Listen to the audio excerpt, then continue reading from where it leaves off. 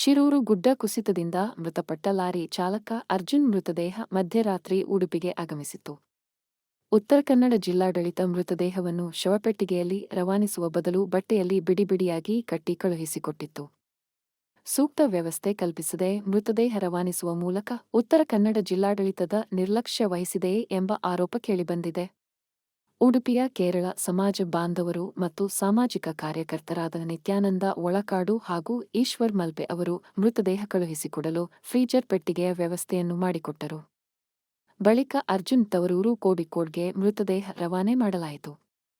ನಗರದ ಚಿತ್ತರಂಜನ್ ಸರ್ಕಲ್ನಲ್ಲಿ ಸೇರಿದ್ದ ಜನಸ್ತೋಮ ಮೃತ ಅರ್ಜುನ್ ಮೃತದೇಹಕ್ಕೆ ಅಂತಿಮ ನಮನ ಸಲ್ಲಿಸಿದರು.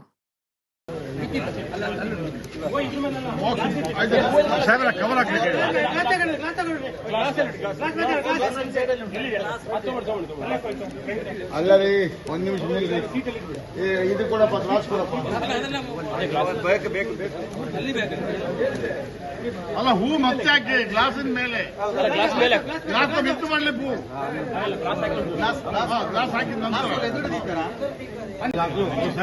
ಅಲ್ಲಿ ಯಾರು ಗಾಡಿಯಲ್ಲಿ ಯಾರು ಇರ್ಲಿಕ್ಕಿಲ್ಲ, ಯಾರು ಬೇಡ, ಅವರ ಸಿಸ್ಟರ್ ಗಾಡಿಯಲ್ಲಿ ಕೂತ್ಕೋತಾನೆ ಅಂತ ಹೇಳಿ. ಅಲ್ಲ, ಅದಲ್ಲ, ಹೂ ಹಾಕುವವರು ಎಲ್ಲಿ ಹಾಕುದು ಈಗ ಅವರು ಕೇರಳ ಸಮಾಜದವರು ಎಲ್ಲರೂ ಬಂದು ಎಲ್ಲ ಅಲ್ಲಿ ನಿಲ್ಲಿಸ್ತೇವೆ ನಾವು.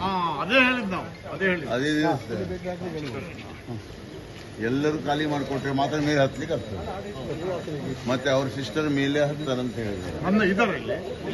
ಅವರು ಕಾಸರಗೋಡು ಗೇಟ್ನಲ್ಲಿ ಅಲ್ಲಿ ಮೇಲೆ ಹತ್ತಾರೆ.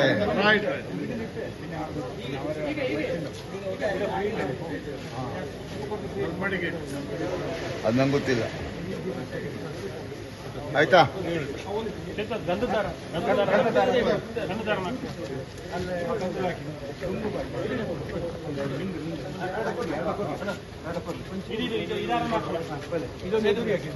ಎಲ್ಲರೂ ಇಳೀರಿ ಈಗ.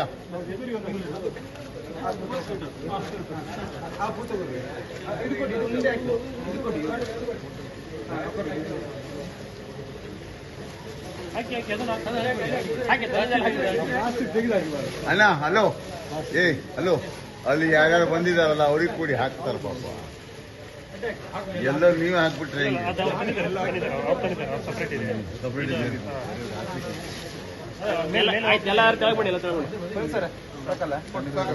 ಬನ್ನಿ ಬನ್ನಿ, ಕೆಳಗೆ ಬನ್ನಿ. ಅವ್ರಿಗೊಂದು ಒಳ್ಳೆ ಫೋಟೋ ತೆಗೆದುಕೊಡಿ. ಈಗ ಕಲಿಸ್ಬೇಕು ಅವ್ರಿಗೆ, ಈಗ ಅದು ಇಂಪಾರ್ಟೆಂಟ್. ಬನ್ನಿ,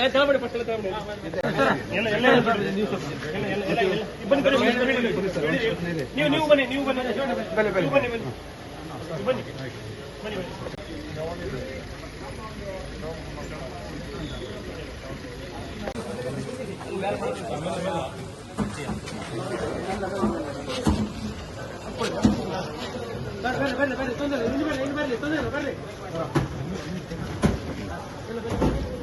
ಲಾಕ್ ಮಾಡಿ, ಎಲ್ಲರೂ ಕೆಳಗೆ ಬನ್ನಿ. ಹೂ ಹಾಕಿ ಎಲ್ಲರೂ ಕೆಳಗೆ ಬನ್ನಿ.